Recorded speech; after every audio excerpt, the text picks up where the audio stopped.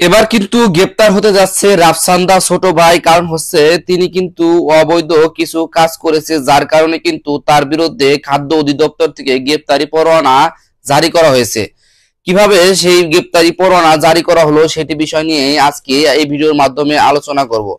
তিনি কুমিল্লায় কিন্তু একটা ব্লু ড্রিঙ্কস এর যে একটা কারখানা করেছিল, সেখানে কিন্তু অস্বাস্থ্যকর পরিবেশে সেটি তৈরি করা হয়েছিল। সেখানে কিন্তু কোনো উন্নত মানের যন্ত্রপাতি ছিল না, না ছিল কোনো আধুনিকায়ন।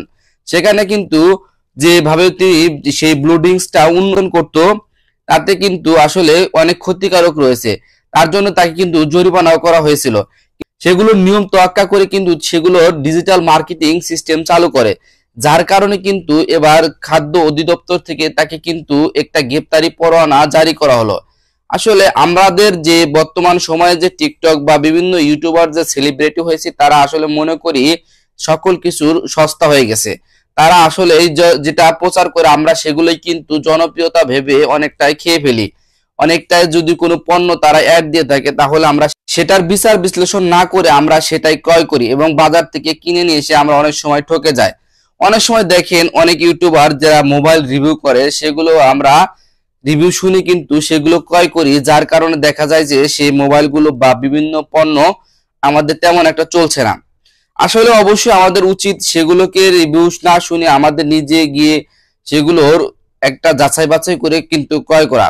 তেমনি ভাবে রাফসান্দা ছোট ভাই তার জনপ্রিয়তাকে কাজে লাগিয়ে সে ব্লু ড্রিঙ্কস এর একটা ব্যবসা করে, সেটি কিন্তু আসলে অস্বাস্থ্যকর ছিল, যার কারণে তাকে কিন্তু গ্রেপ্তারি পরোয়ানা করা হয়েছে খাদ্য অধিদপ্তর থেকে এবং কিছু জরিমানাও করা হয়েছে।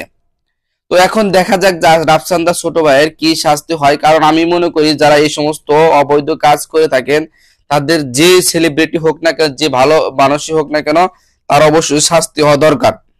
কারণ হচ্ছে তারা আমাদের যে ইমোশন নিয়ে খেলা করে, তারা আমাদের যে সরল সহজ ভেবে আমাদের মাঝে তাদের টাকার লোভে তারা বিভিন্ন ভুয়া জিনিস প্রচার করে থাকে, যার কারণে কিন্তু আমরা অনেক সময় ক্ষতিগ্রস্তের মুখে পড়ে যাই।